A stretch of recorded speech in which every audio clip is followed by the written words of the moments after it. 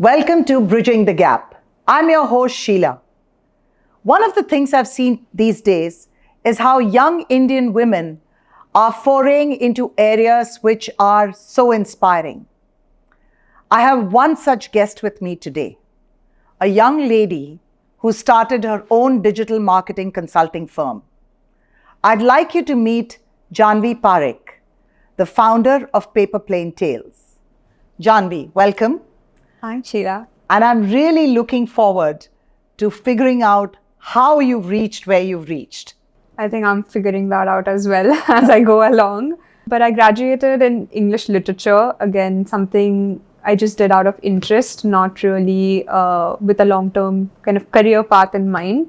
But I was lucky to go to very good schools and colleges like St. Xavier's.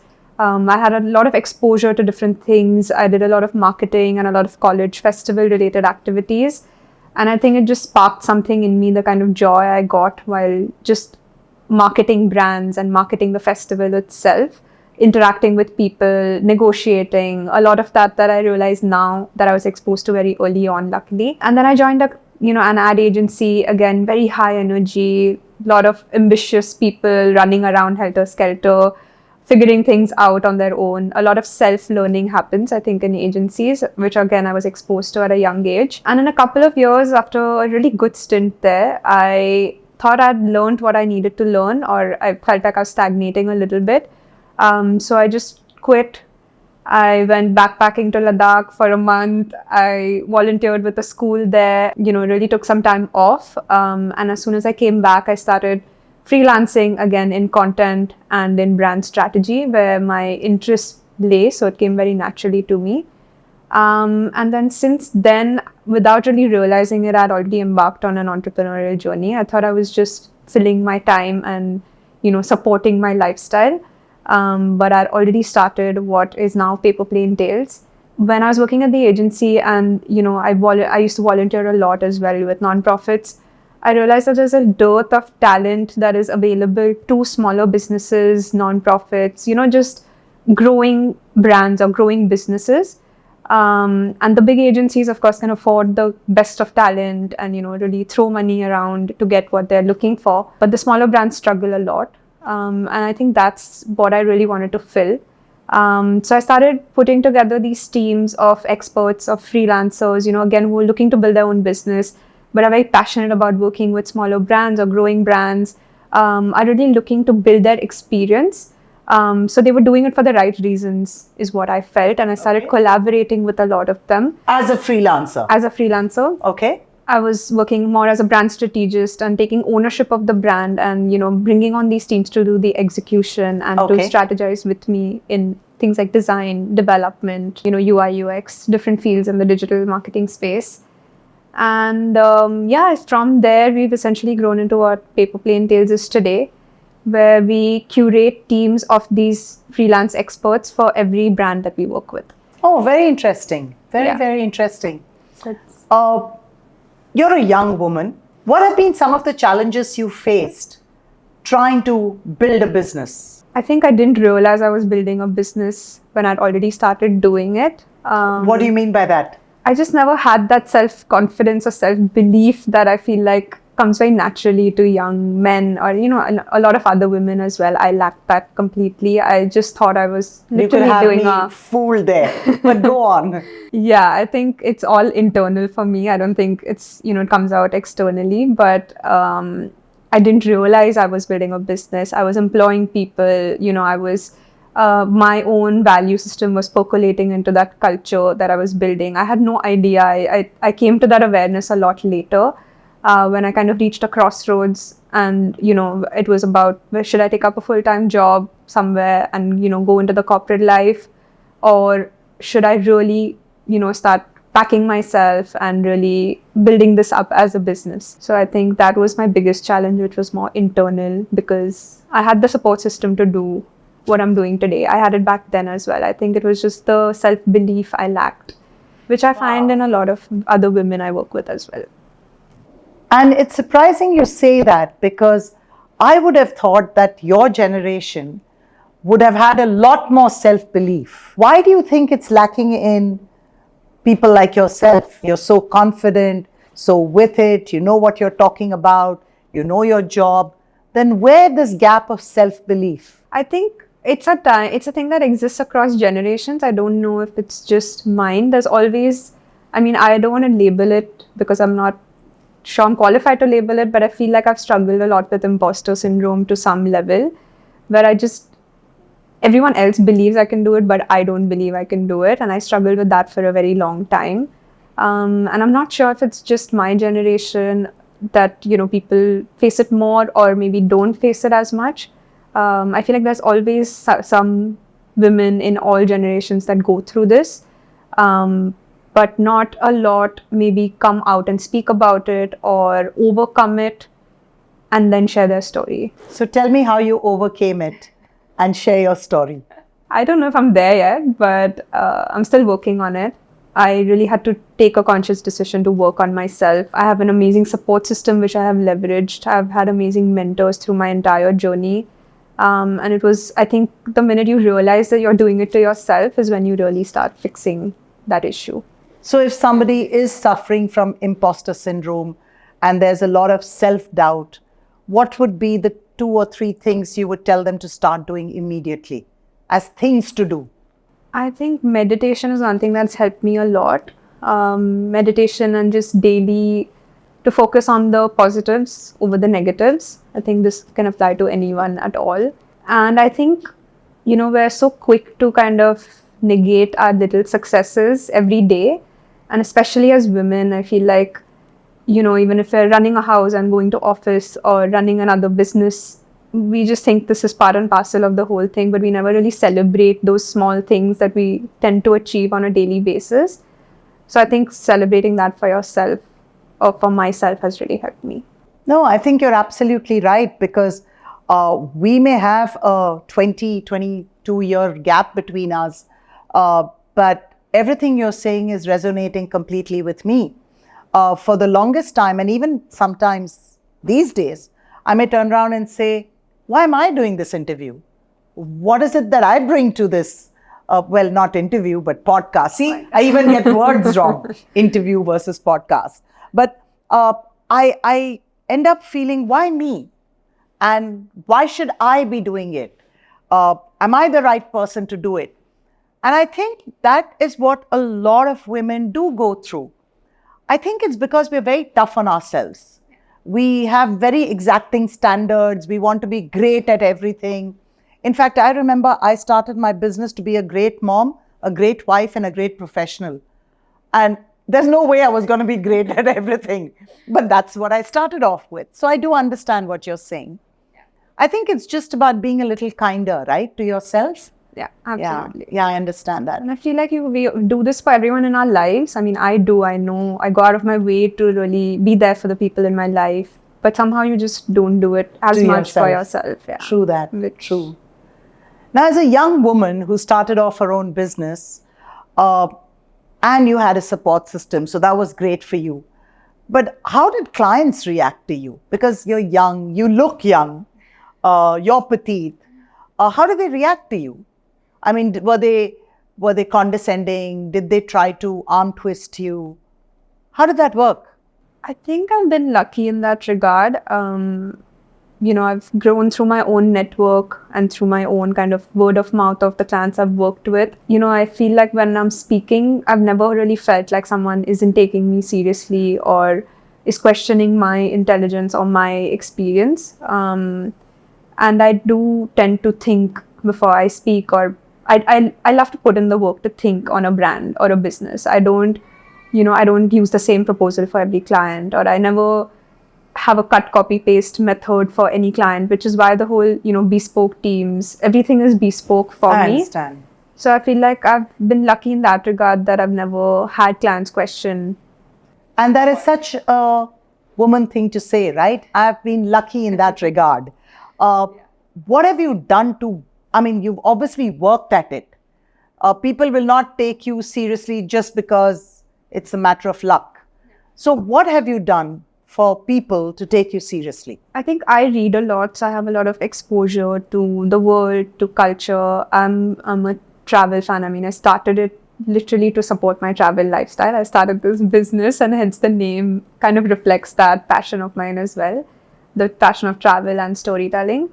But because I'm exposed, I think there is always a backing to what I'm saying. And I mean, for me, brand strategy is my core. And that strategy doesn't come from my own personal biases or opinions. There's always like a lot of speaking to people, getting their opinions on things, understanding how culture is, how the country is functioning, or the cultural context of that brand is also very, very important, which I feel most marketers and strategists don't pay attention to. So I'm always confident in that because I have that backing, because I know my suggestions or my findings are backed by that research that I have done in whatever capacity. I could just have been reading an article and then gone into a little bit of a rabbit hole and found out more about that topic. But or I could have done an in-depth survey or a research piece for that client. But there is some level of backing to what I'm talking about. Okay, I understand. So I think that preparedness has helped me. Okay, and that's why you feel that people would say, okay, let me listen to what she has to say. Yeah, and I think that is important, because I think it's important for women, young or old, to have a voice and to be heard. And sometimes in a work environment which may be not gender equal, it might become difficult to have your voice heard. Have you ever had to change the way you are to gain more credibility with a client? I have come to that crossroads a couple of times. I won't say I have succeeded. I don't have it in me to be cutthroat or to really, I won't say cheat, but really play the game to get my way, or to really increase my margin or increase my fees on a project. I don't think I have that in me.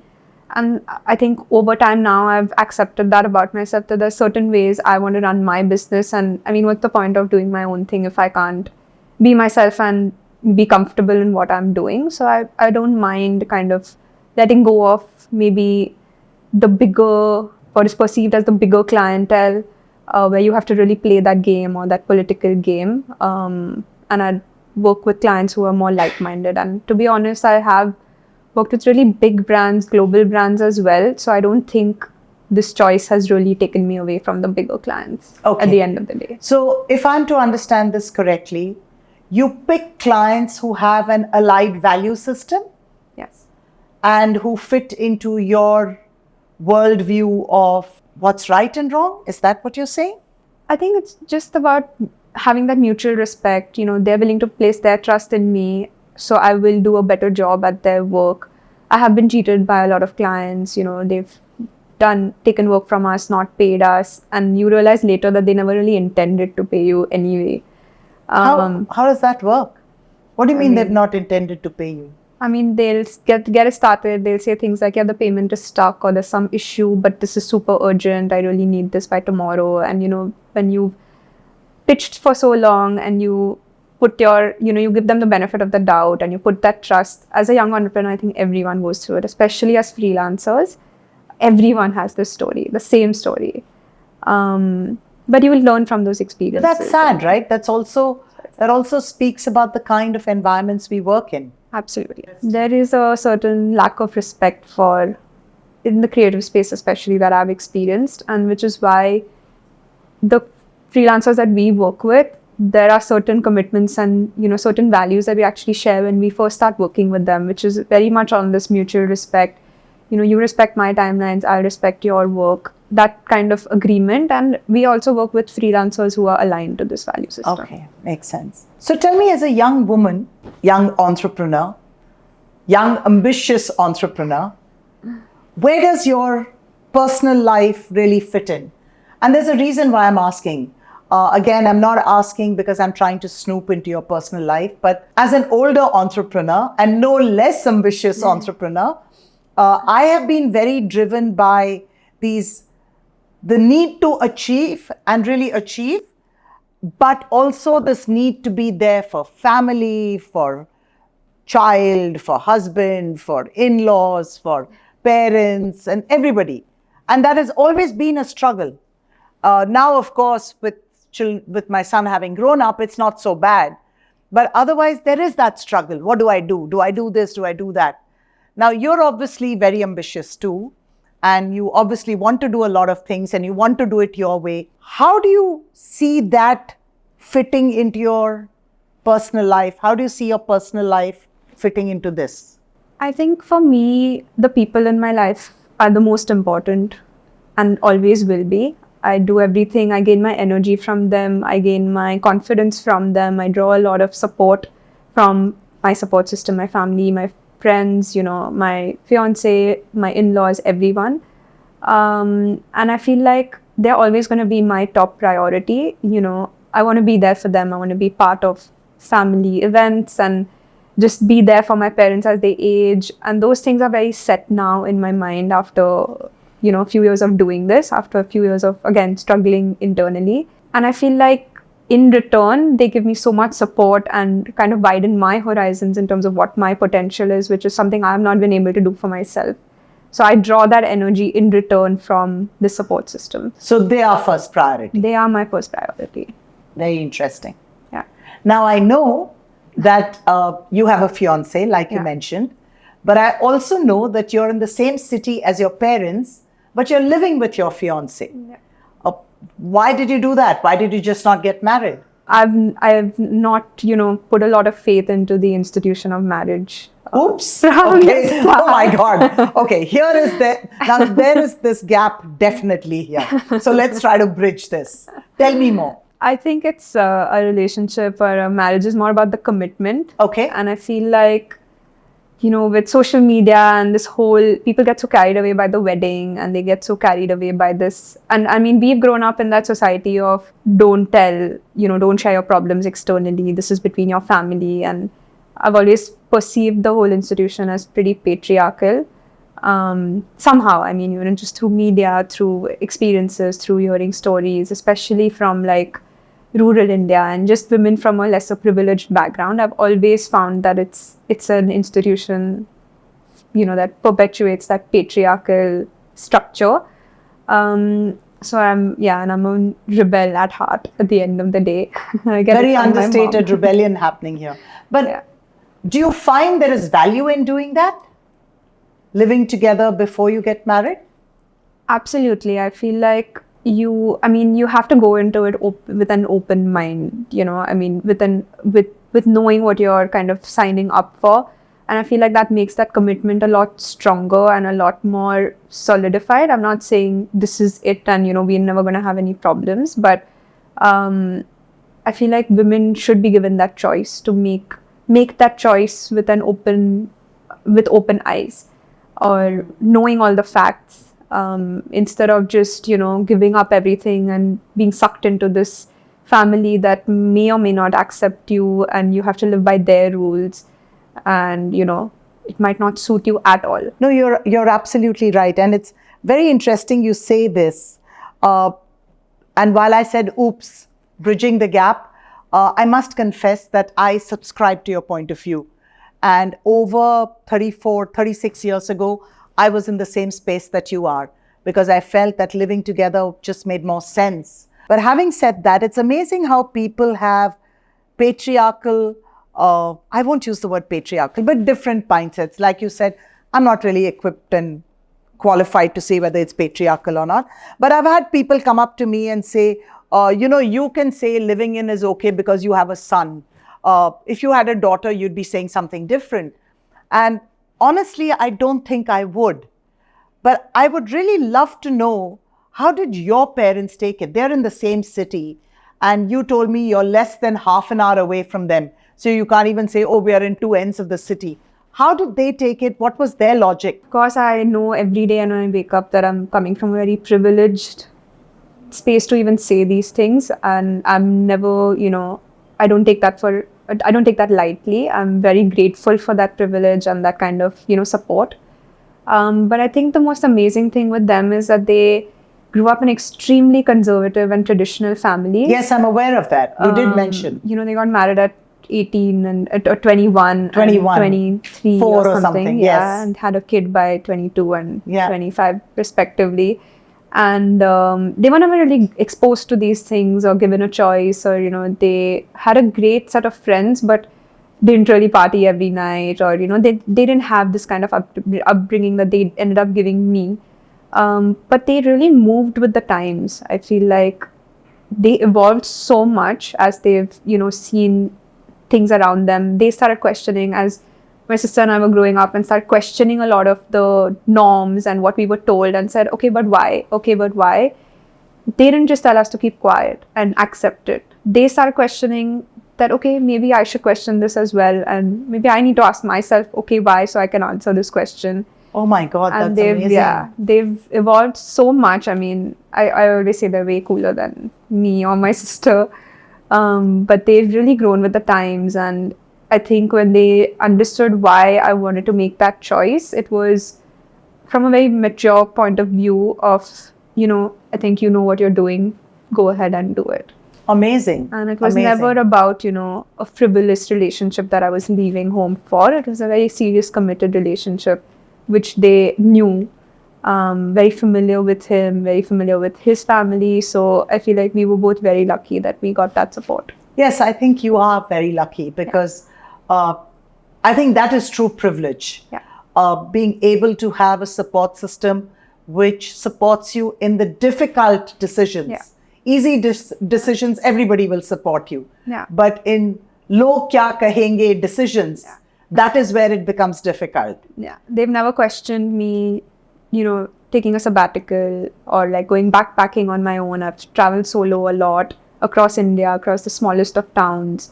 All they wanted is my safety and, me updating them on my whereabouts, but never questioned my ability to take care of myself, which I'm very lucky to have. That's really incredible. That's really, really incredible. What have been some of the big mistakes you've made?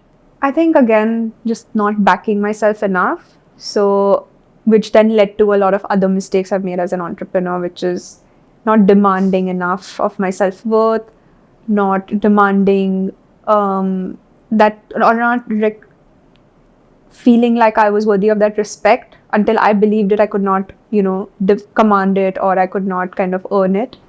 So I think a lot of those kinds of mistakes, which are easy to make from, young entrepreneurs. And as a woman, what are some of the biggest mistakes you've made? It's a tough one. I don't know. I've never really thought of my gender playing any kind of role. Oh, really? In that. Yeah. Okay. Maybe just not speaking up enough, or having a little trouble saying no. But I feel like that's more my personality than Your my gender. Do you think that gender still plays an important role in India, in your generation? Do you think people are very conscious of boys versus girls, and boys do this and girls do that, and the regular stuff that we grew up with? Like, I was told that you're so headstrong that your in-laws will not even put up with you for a month. You'll be back home in a month. Or you can't be so stubborn about what you want. You have to be more malleable. The regular kind of things that we get told. Yeah, I think it's still very much there. Sometimes it's said jokingly, sometimes it's, said in a more serious way. But I think it's more about what you tell yourself, self-talk that goes on. Because I think at a young age, we're taught about these gender roles, and then you don't believe you can do anything beyond that. So I definitely think I've had a lower kind of risk appetite because of that. Interesting. Because of, the gender kind of, as a boy, I feel like you're just told you can do anything and be anything, and, go anywhere you want and explore the world, and, come back whenever you're ready, that kind of a thing. But I think you can overcome that. It's about how you talk to yourself. And of course, again, this applies to a more privileged, educated background, because women... Not necessarily. The other day, I was in Bangalore, and there's a gentleman who drives me there, very fine gentleman, and he's been driving me for the last, I think, 25 years. And he said, my daughter wanted to study overseas, and she's now in UK. After having finished her education, she's working there. So I think it's not so much only about privilege. Of course, it helps if somebody is willing to write you the check to do what you want. But I think it really starts with what you're saying, which is a lot of self-belief. I think half the time the battle is lost because we don't even think we can. We start from a position of, I don't think I can, so why even try? And sometimes that gets to be the biggest impediment in our minds. Yeah, I know what you mean. I know what you mean. When you want to grow a business in the area that you're in, do you seek out people, and are there enough people who help you? How do you go about getting advice? Because you're a small business, you may not have access to a lot of,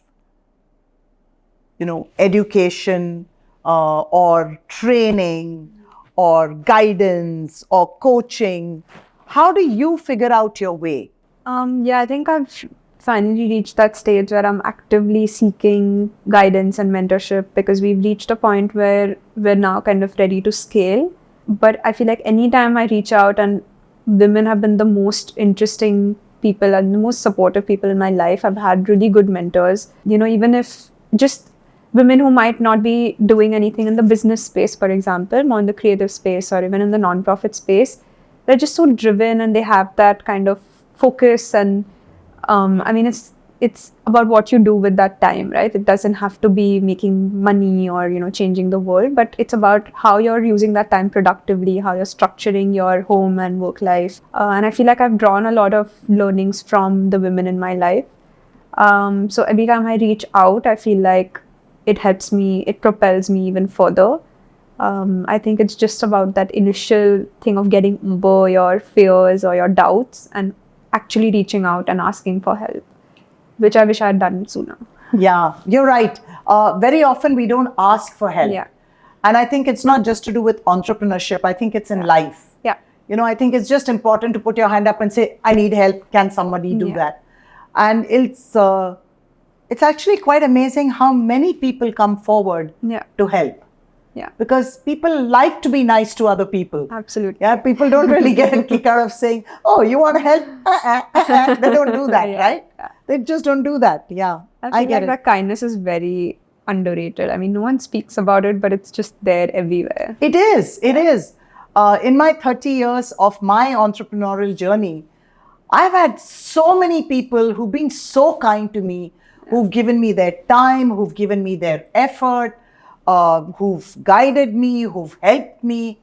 I think there's a lot of kindness around. We just like to pretend that it doesn't exist. Yeah. Or perhaps sometimes we don't call it out, saying, this person was kind to me. I also think we're so bogged down by, everything. We don't recognize these acts of kindness as much as we should in our, or be grateful for it on an everyday basis. I think it's only in retrospect that you think, how did this even happen? And you realize that someone's little bit of advice or little bit of help really changed the trajectory of your life. That's true. Yeah. It's happened to me. So I completely understand. I completely get it.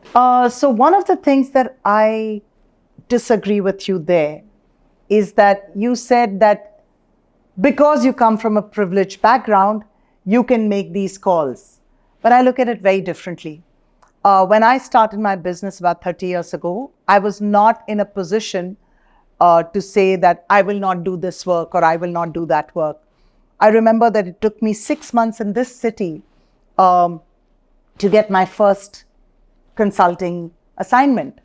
And I was down to the last 200 rupees in my bank. And I was very clear that even at that time, when I had no money, that I would work with people that I believed in and people who believed in me. That's amazing. Yeah, I think it is not about money. Yeah. It is about, yes, of course, money is important. There's no doubt about it.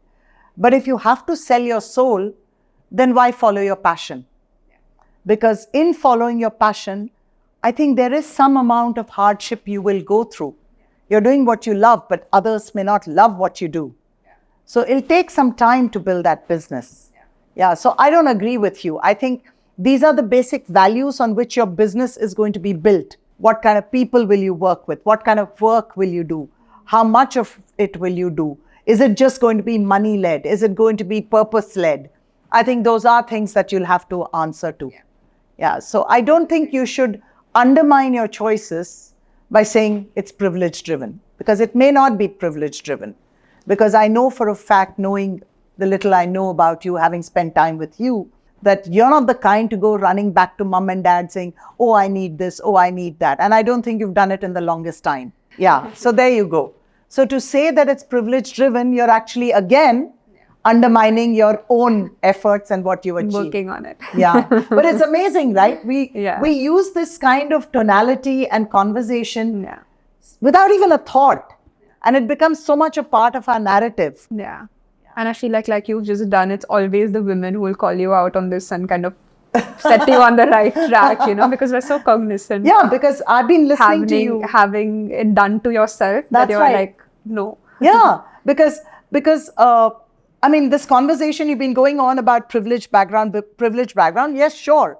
You are from a background where you don't have to feed 5 people, but it doesn't mean that you are running home for everything. Yeah, so that's something you need to give yourself credit for. What do you think is the one strength that you have that perhaps your mother didn't have? And I believe that you are very much like your mother. Yeah. That's what I was told. Yeah. I'm actually exactly like her, which is why I don't know what she didn't have, but something that connects us, let me start with that, is I think our empathy. I've taken that from her, and I feel like it's one of my biggest driving forces as a leader, as an entrepreneur, you know, as a friend, as a family, as a daughter. And something that she didn't have, she always told us that, you know, she didn't have that, I think, confidence to say no to things that, or really put her foot down. And while she was a rebel at heart, there's only some level she could rebel to. But she always says that, you know, I'm so proud that you guys have more of that drive and y'all say no to things that y'all don't want to do or y'all don't believe in, that doesn't align to your belief system. So I'm guessing that's something you have. Interesting. If you were to create a blueprint for young people on achieving or following their dreams, whether it is traveling the world, whether it is doing their own business, whether it's becoming a doctor, whatever their dreams are, what do you think a few elements on that blueprint would be? I think the first thing is just ground yourself, because I feel like in this world where everything seems possible and everyone seems to be chasing their dreams because of social media and, you know, just the stories that are boosted in the media or on social media, always about this extraordinary lifestyle that someone so young has achieved. I feel like it's easy to just get carried away and think that, you know, yes, the world is your oyster, but there are certain things that person did to get there which you are not seeing, or certain mistakes that person made. So I feel like grounding yourself in what that goal really is very important. Are you looking to travel the world on your own as a single person, not support a family, or maybe support a small family, and that is your goal? Or are you saying that I'm going to travel the world, but I'm also going to have this amazing family here and I'm going to put them through everything? And, you know, it's not viable. I mean, that it's easy to get carried away in thinking you can do everything. So you're saying you can't have your cake and eat it too? I feel like, yeah, to some level, I mean, you can, but it takes a lot of hard work and a lot of thinking that goes behind that. And as a young person, I mean, I did that. I was like, I'm going to travel the world. I'm going to see everything. But what actually mattered to me is also spending time with my family and friends. I love my roots. So it was never something that I wanted to forego and just be, you know, traveling the world. And because I could have done it. I could freelance and I could have supported my own thing. But there was a whole big part of it that I was not really seeing when I was dreaming these dreams. So I feel like that really asking yourself those questions and figuring out what really matters and where you want to be and why you want to be there, I think is very important. I think it's a question of choices you make, right? Because life is about choices. When we talk about brand strategy, it is about choices. Do I want to appear like this or do I want to appear like that? And there are always consequences of those choices. But I think today more than any other time in our lives, and at least in my life, there's a lot of choices that allow you to have a lot more than you did earlier. Earlier, it was difficult. It had to be binary choices, this or this. But today, you can do this and this and this and this. Which brings me to this word I keep hearing from your generation, and I struggle with it, which is the word hustle.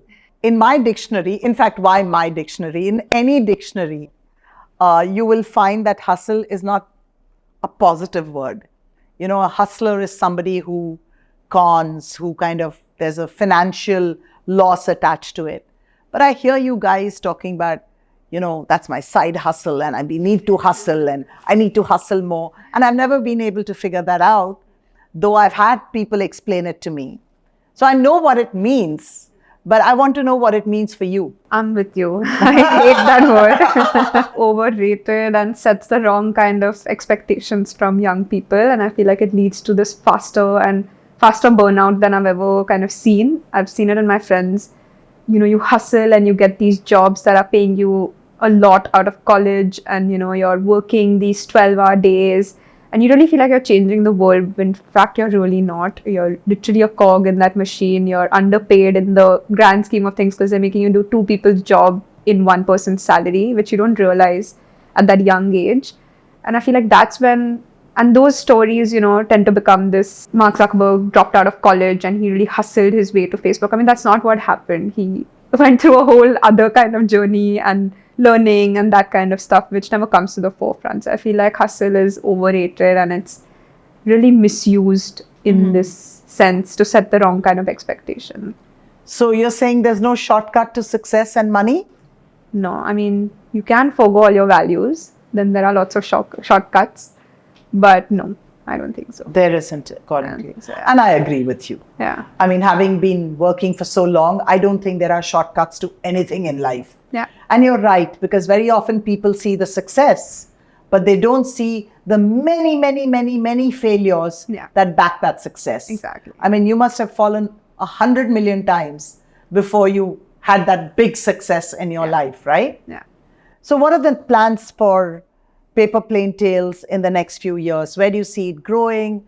What do you think are the skills you will need to take it to the next level? So I'm trying to teach myself a lot about the whole scale aspect of things. It's not, like I said, something I expected to even reach here when I started. And maybe I should have started equipping myself earlier, but it's never too late. So for me, again, very committed to growing organically the way we have.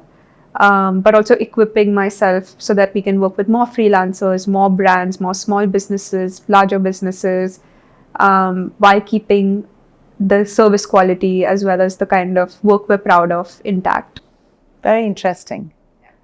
You know, it has been such a delight speaking with you because you've been understated, but I see a lot of strength in what you say. And I know that there's so much more that I could keep scratching and asking you, but I think we do have a time constraint. But I would definitely like to get you back sometime to say, tell us about brand strategy and how can perhaps young people create a brand strategy for themselves. But while that will be for another podcast, let's use your expertise to tell our listeners and viewers, how do they create a brand for themselves in today's social media driven world?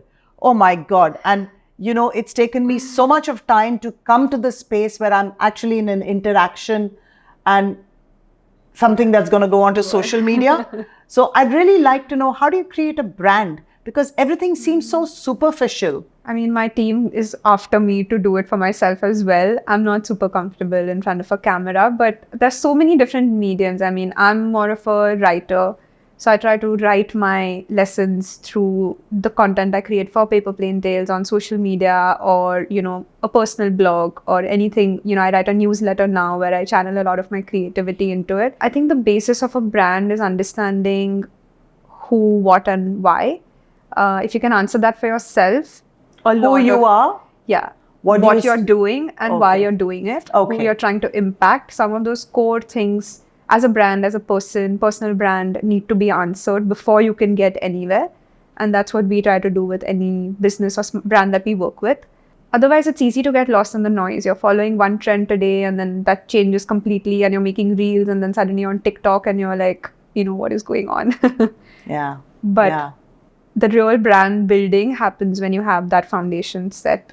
And I then there are think you're lots right. of mediums to disperse. No, I think you're right. I think brand building is not about what you do on social media. It's what you do in your work, Yeah. which gets reflected in social media. And the most successful brands actually start with the most important component, which is internal branding, which is how you define your company culture. Are your team members speaking the same language that you are? Are they aligned to your beliefs? Because if they don't know what you're talking about, no one else is going to But how do buy you into it. build that brand internally as an individual? As an entrepreneur, you mean? No, I'm a 25-year-old and I want to build a brand for myself. I wish I was a 25-year-old. Again, the who, what, why. Who are you really speaking to? Who are the most important stakeholders or people in your life that you're trying to impact? Why are you trying to impact them? How are you going to go about it? And what is that end impact that you're looking to create in their lives, in the lives of people around you? That's a brand. That's brand. Interesting. Great. Thank you. And Thank let's you. hope that we catch up soon. Yes. And it was very interesting to see entrepreneurship from a younger lens. Some of the problems remain the same issues that I faced 30 years ago. Chances are Janavi is facing it. But I think the self-awareness that Janavi has, it took me a much longer time to get that self-awareness. And I think the biggest takeaway for me out of this entire session, Janavi, is the fact that you get in the way of yourself more often than not. Thank Working you. on it. You as in one, not you, but one. One gets in the way of oneself more often than not. Yeah. Thank you for being here and thank you for sharing your time with us. Thank you so much.